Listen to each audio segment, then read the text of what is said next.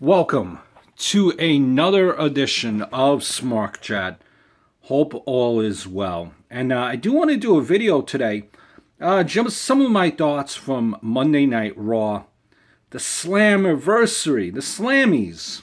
And these thoughts are obviously in no particular order. Do want to cover a little bit about the Slammys as well. But here we go. First thing, opening segment. You have Stephanie McMahon. Keep in mind, her husband was knocked out by Roman Reigns. Her 70-year-old father in storyline was knocked out by Roman Reigns. She was so mad. She was so mad. And what did she do? She didn't book Roman Reigns in a crazy match. She went after Roman Reigns' quote-unquote family, Usos. 3-on-2 match against New Day. Really? Was that bad? Steel cage match. Dean Ambrose 1-on-1 with Sheamus. Ooh, that was big time stuff. You definitely showed Roman Reigns. Stephanie McMahon saying, "Get out of my ring, get out of my ring," numerous of times in that promo. Was this the first time ever that actually no security came out? Where was security? They always showed up before. Roman Reigns definitely did a good promo. He has had, I think, 2 solid weeks of good promo. You know, next week they're going into Brooklyn, my backyard. So it'll be interesting to see, what type of reaction he gets. But Brooklyn, New York always is a smarky crowd, and they might just boo him just to boo him. But I think Roman Reigns has done good these last 2 weeks. And I see it coming a mile away, where I see the feud between Roman Reigns and Triple H, where Triple H will probably win the title at Royal Rumble, hold on to that belt for a couple of months heading into WrestleMania. Don't you just see that happening? I do. And why do I think that would happen? It's simple. Speculation, rumor is that Triple H always wanted one more title run. It would make sense as far as storyline wise, where the committee, being that Vince is on there, board of directors, whatever he may be, may agree that Triple H is the number one contender after Roman Reigns' actions at TLC.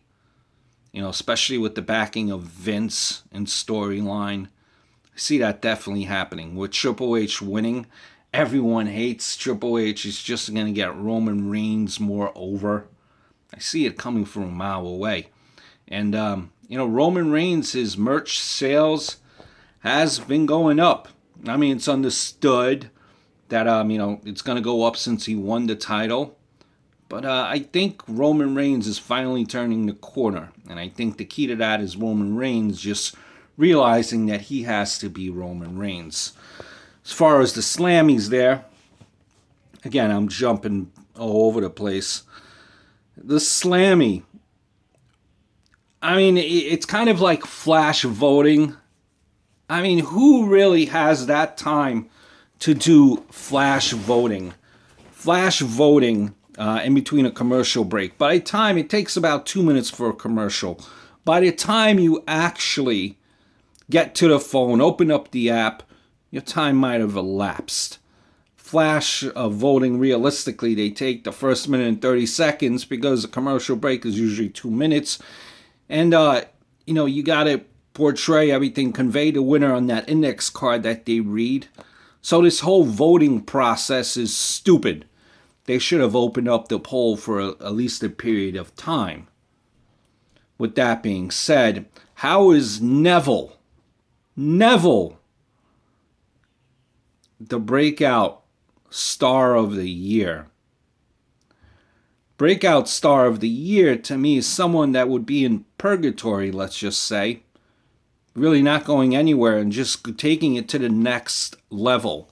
How has Neville taken it to the next level? Should have been Kevin Owens winning the Slammy. What else here? Speaking of Slammy, Coca-Cola sponsored the Slammy for the Hero in All of Us award. And that, although I wanted to see it being Titus O'Neil, because I don't think really people know that much about Titus, what he does and his work for the homeless, but it was John Cena winning. Sponsored by Coca-Cola.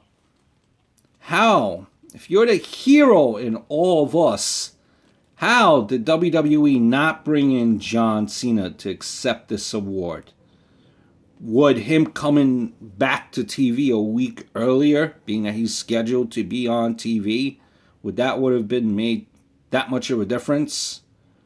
I just don't understand it. That was a little weird to me, a little bit petrifying.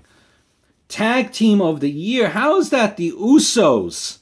Majority of 2015, they have been not a tag team. How? How is not New Day the winners? These polls, we kind of see little kids voting on these polls. Paige there had a moment, but really hugging, skipping. Remember, this is a damn story line. Can you act part of the storyline? I realize, I get it, it was a real moment for her, but can we not forget the storyline?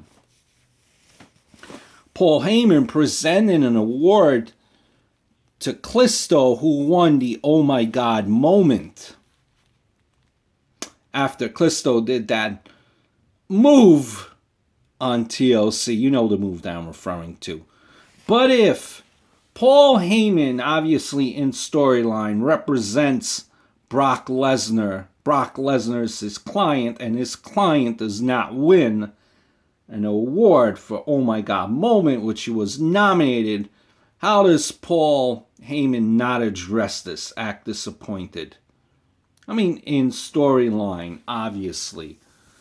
Speaking of storyline, it's the little things that matter. Again, Triple H, the whole storyline was he was demolished by Roman Reigns, injured.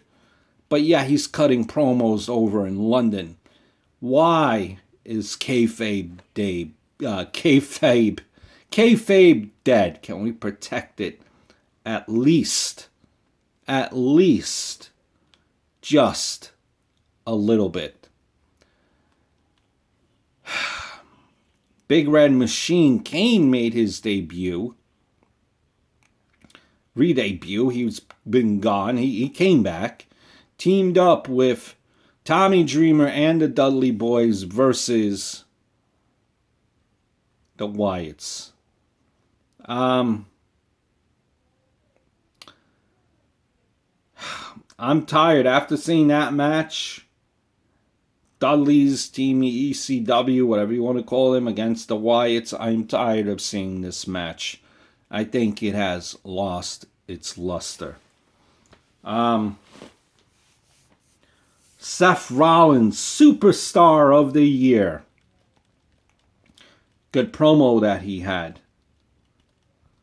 Overall, the Slammys, I know they're not really taking that seriously as it was before. But the voting with that Slammys should just be changed. Should be changed. Flash voting, if we're to believe that this is legit voting, just doesn't cut it for me. So that was another edition of Raw. I hope all is well, and I welcome your thoughts, your comments, comment section down below. Hope you're having a great day, and until next time.